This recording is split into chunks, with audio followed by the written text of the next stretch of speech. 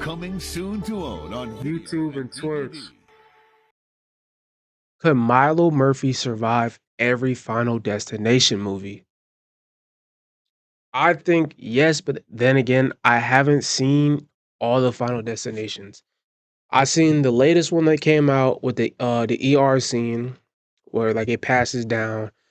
I think Final Destination 3 was the one with the NASCAR, and I think I seen the one with the airplane, and then it was one more. But yeah, I think those are the ones Final Destination movies I have seen in full. The rest I've seen like clips of. But I have seen Milo Murphy's Law. So I know how his law works. I do think it kind of counteracts the Final Destination thing. It probably would kill all his friends though, unlike Milo Murphy's Law. They're not safe whatsoever. That shit would definitely kill all of his friends. But let's get straight into it. Enough of this yapping shit. Hi everybody, I'm here like usual. Recently I had something come to mind. I saw Final Destination Bloodlines in theaters recently. It was a good watch, it was a good time, went back to the source Great material and watch. innovated on the best aspects of the franchise with some modern taste added to it. I thought it was one of the stronger movies of the bundle, which isn't saying much considering the fourth movie looks like this. And for some reason, I don't really know why, maybe because the Phineas and Ferb revival that just came out, but I kept coming back to the character of Milo Murphy. And another thing I have to say about Milo Murphy's Law, I feel like it wasn't really a bad show. It was more or less, it was coming off the fact that the creators of the show were the same creators of Phineas and Ferb, and they shut down making Phineas and Ferb because they wanted to work on new things. And then they made this. So obviously, Phineas and Ferb fans are gonna absolutely hate this shit because it's not Phineas and Ferb. But even though it's the same, style. While I was watching. He's from another show produced by the Phineas and Ferb team, that being Milo Murphy's Law, and both of these franchises really have a lot in common in terms of supernatural aspects, so simply put, thinking about it all, who wins in the Final Destination movies? This middle schooler or death itself? The inevitable looming and biased death chasing down those who manage to evade it with an incredibly high win I rate, got Milo's or Law someone winning who that. by their mere existence makes everything that can go wrong actually go wrong. In the end, it's a complicated thought, and one that I put on Twitter, and then that tweet got several million views, and I knew pretty Holy dang shit, that well shit that I was bang. gonna have to make a proper follow-up. Let me just say, if you're familiar with the general ideas of both of these things, you recognize not only how similar they are, but how this is basically an immovable object versus an unstoppable force. Milo's gonna win, and it's not even close. Okay, Exactly. That's the same shit I was saying, man. Let me iterate to give you an idea of just like what we're dealing with. Final Destination movies are about a single character having a premonition before a major tragedy happens. They freak out and accidentally or intentionally save a few other people. And then death itself bends reality through Rube Goldberg contraptions to assure the survivors meet the grave as they're supposed to. Sometimes death targets in the order of the first to die in the incident to the last. Other times, it's in reverse. But the only guaranteed thing is that eventually, no matter how long it takes, death will strike and kill off any survivors of these premonition incidents, and anyone who may be born from a 100%. person who was supposed to die in one of these incidents. Now, Milo, theoretically, is entirely prepared for anything the forces of death can thrust at it. Milo's premise is based on Murphy's Law. Anything that can go wrong will go wrong, and the curse follows around the male members of the Murphy family, while the Final Destination curse is more focused on... But it's like, hold on. How the hell? And the curse follows around... It's like, how the hell do they keep finding like a woman to date them? Like knowing their curse, let alone have children.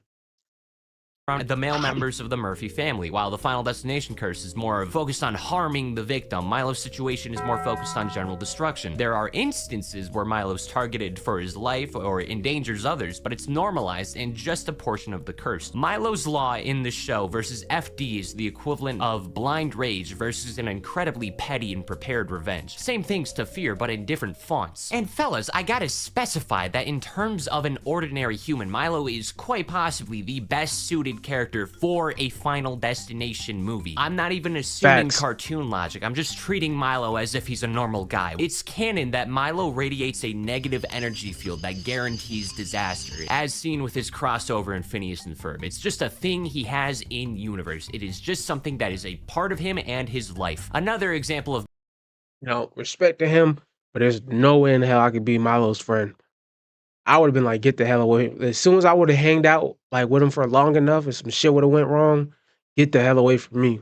magical energy is Phineas and Ferb themselves. They actually produce the opposite type of energy, positive forces that increase their luck significantly, which is why they never got busted and why everything goes right for them and why they're really smart. So long as they have a goal or intention, everything benefits them in the long run. Their equivalent is Marvel's Domino, bending reality in their favor, making Candace feel like she's losing her mind through the most dedicated gaslighting of all time. Phineas and Ferb are quite the lucky duckies, to say the least. Even then, Milo Murphy handles everything with or without others. He's a quick thinker, incredibly good at improvisation. So long as he has any sort of tools surrounding him, he's usually fine. So then Milo wins. Milo will remain fine. I kind of view it as like if you've seen the new Final Destination, the mother, or not the mother, the grandmother, where she was like living in the shack, she was surviving like I think 46 years of the Final Destination trying to get her. And the only reason she died was because she sacrificed herself to save her grandchild. Without that happening, she would have been perfectly fine. And that's why I think like Milo would like 100% survive because he's been preparing and doing these like real world things every single day of his life already. So I think if the Final Destination curse death, no, not curse, but death was to come after him, he'll already be more than prepared. He'll have experience. Obviously, it's a stomp, but there's more to it. Without exaggeration, Milo's so good at evading his own curse that it could technically interfere with death. To clarify, the force of death and the force of Murphy's Law are separate parties, and if both were to interact with one another, not only is Milo already conditioned via Murphy's Law, but I would argue that death gets screwed over by the law as well. It would prevent Milo from being attacked because death's intention to kill Milo would go wrong and completely dodge Milo, enough to where even getting the curse is complicated. You can't really come up with a situation where Milo dies in a premonition because he's already ready for the premonition. He just would never get on Death's radar. In these movies, Death's rules are so wildly inconsistent, sometimes it's baffling, but also kind of fun. Yo, this truck done killed like 3 niggas, I swear, throughout the whole series. How bad Death is at deathing. In order to be put on the priority of the death hit list, Milo either has to have a premonition or someone who has a premonition saves Milo's life before a major incident, and then anyone involved will now be part of the Final Destination movie. The third and the final way, which to be honest is the route I think is realistic, I think it's most likely to the Murphy situation, is that if someone responsible for the creation of you survived and started a bloodline, like the movie, like Final Destination Bloodline, then that person also gets chucked onto the list since they were never meant to exist in the first place under Death's plan. So what this means is that Milo could have an ancestor who survived a premonition and Death is getting desperate to end any of the Murphys, so then they try to target any of them. In Final Destination Bloodlines, a woman named Iris Campbell has a premonition in 1968 after this little shit in a sweater vest causes a major... No, fuck that little nigga, bro. He was on bullshit even before he got to the top. And then he got up there. If you haven't seen the movie, this whole skyscraper comes toppling down basically because of this fat, let me not go too crazy on him, but this big bone child, this little bastard, was throwing a penny off the skyscraper.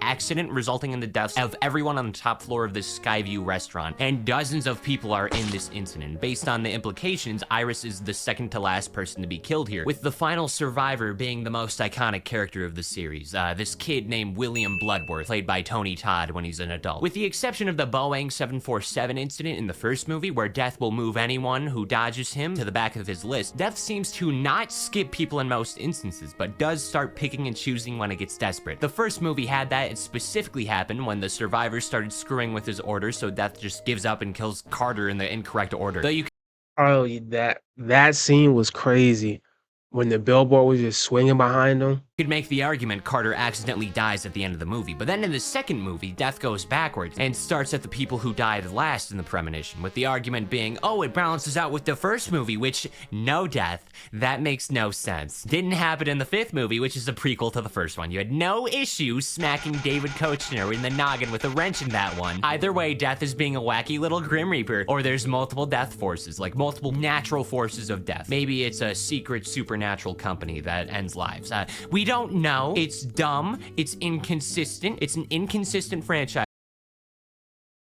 Would you say Wendy's is inconsistent as a fast food spot though? Because he did put Wendy's, as he was saying, inconsistent. I might sound like a fat ass, but besides I was about to say 4 for 4, it's a biggie bag now. Besides a biggie bag and a baconator, and I think like strawberry lemonade. Really don't get nothing else from Wendy's. And that shit, I wouldn't say it's inconsistent. I'll say it's pretty much the same every time. But I'm trying to think what on the Wendy's menu would you get that could be inconsistent? I guess the fries could be like hit or miss, very hit or miss.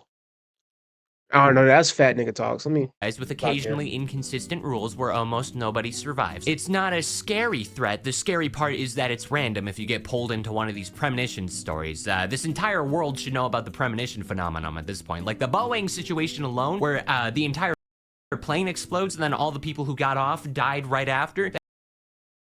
I think the entire world would hear about the story, but they wouldn't believe it.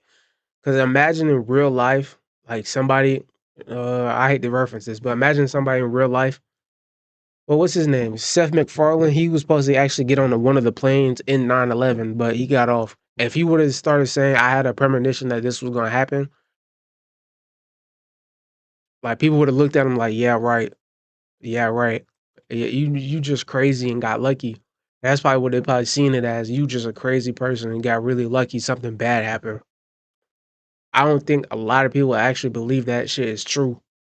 That should be enough for everybody to know this is a thing that exists and we should have a precaution for this. Usually the list of victims in the given movie will go in the premonition order of that given movie. Usually the first to perish in the vision is the first to perish in real life, so on and so forth, not moving to the next person unless the person before them is ended, along with any kin they may have produced post-premonition. So for example, if there was a premonition involving 5 people and they all were to die in that order, but the third person had a child, then that child is added to the list as person 4, and the previous person 4 and previous person 5 are moved back. They get an extra body to hide behind. To an extent, Murphy's Law acts like a bloodline rule mixed with out-of-order shenanigans. Milo's current situation is a hereditary burden. No way in hell this nigga allowed to ride in my car. I tell you that. You better get to walking. With your luck, nigga, you're not stepping foot in my car. And the niggas got to pay a car note next week, and I don't want my shit totaled.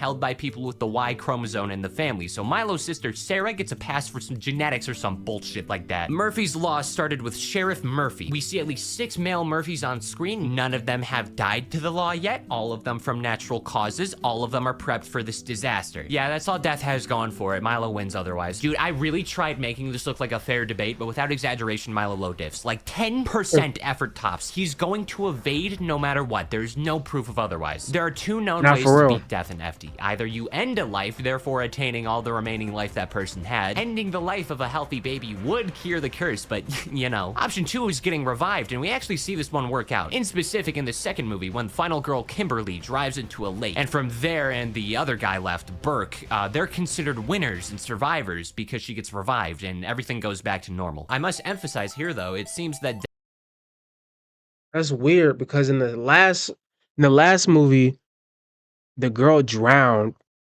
and then she was resuscitated, but death still killed them because they didn't count it as her dying and coming back to life. It was her being knocked out and being resuscitated. Death started restraining itself to not break the order of death from this point on, and it has to be one of the people in your premonition squad in order to survive. Not only does Milo not gotta end any lives, he doesn't even have to do this. Death is super insistent on these Rube Goldberg contraptions in each of these movies, and in Bloodlines, old lady Iris figures out how this works. For like decades, she is able to identify it. She is Told you she had this shit. If she can figure this shit out, somebody who's already experiencing citywide disasters can figure this shit out. technically indestructible until the undefeatable death power move occurs. Disease and cancer. Yep, you heard me right. When Death doesn't like someone being alive, post That's So Raven Send the tumor straight to their ass. vision, he just gives them a big old tumor where it counts and ends it. It is what specifically happens to Iris and William Bloodsworth. But Death only does it when he's fed up with survivors, specifically William, because he's not only like completely dodged death, but he had the safety of Iris dying before him, and she was rotting in her safe haven, and then also Iris added 6 people to the list post-premonition. Holy shit, she did not give a fuck whatsoever. She added 6 niggas?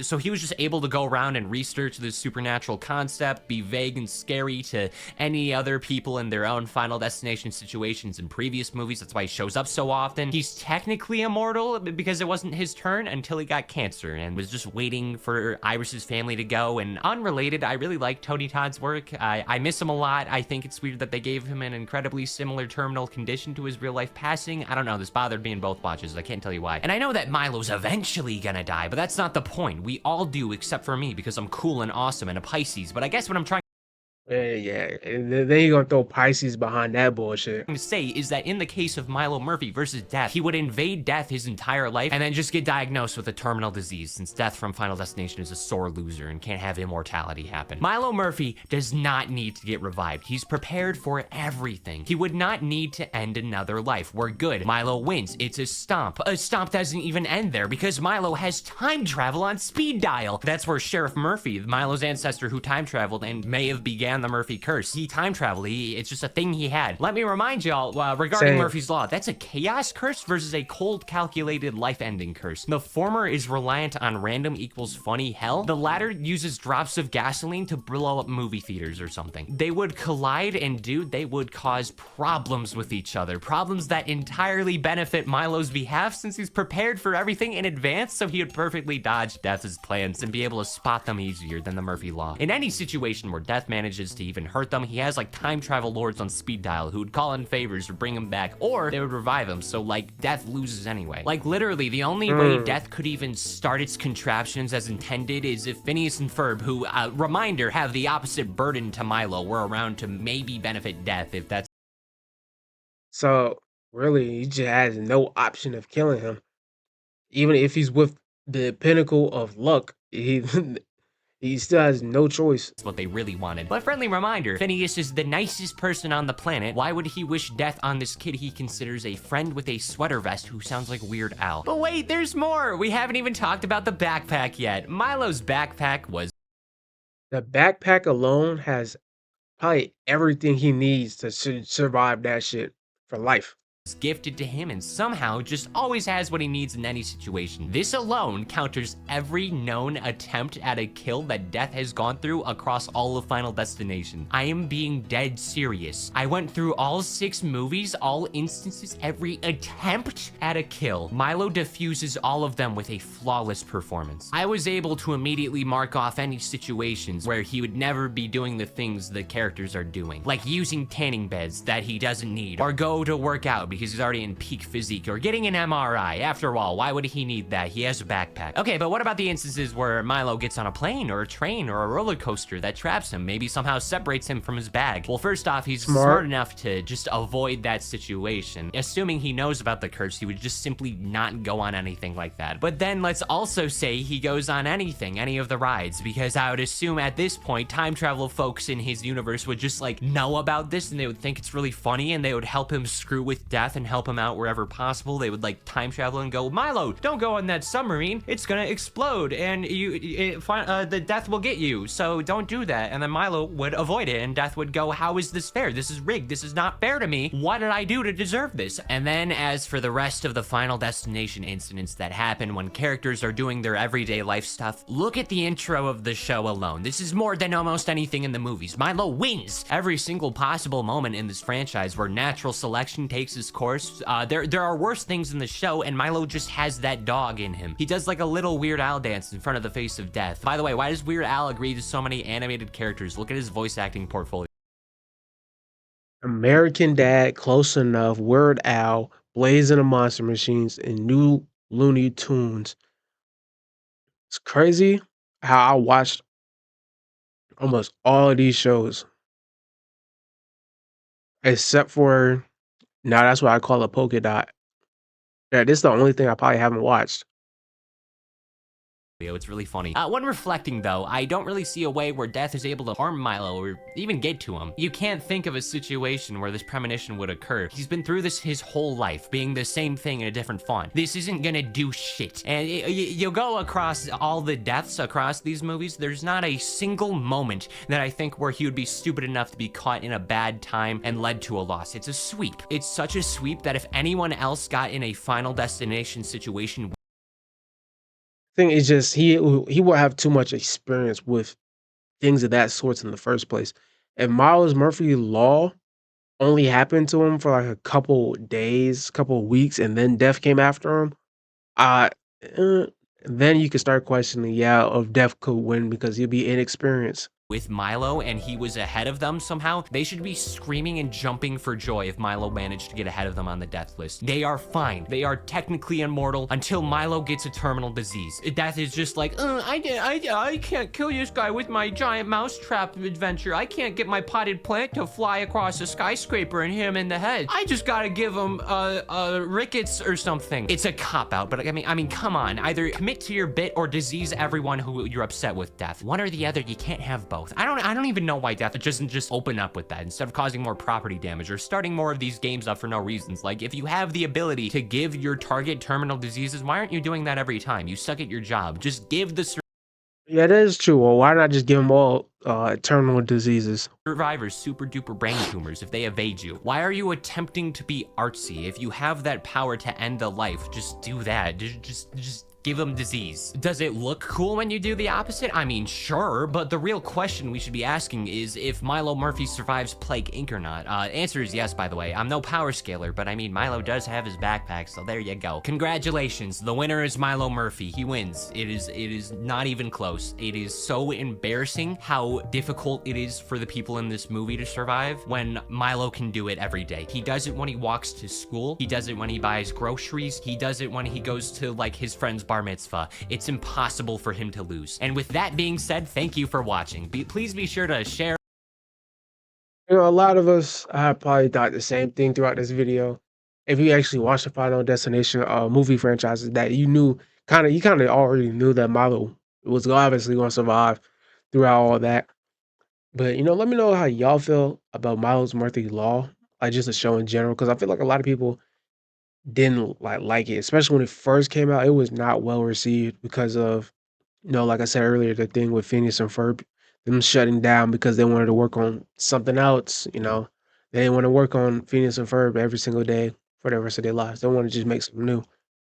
With that being said, I'll see y'all boys later though.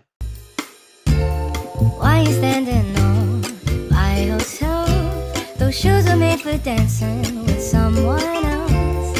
Why don't we move over to that empty space? I'll bet you $20, I'll put a smile on your face. I know a place where we can dance the night away. Maybe we could try to make the world's best fluid. We could take our time.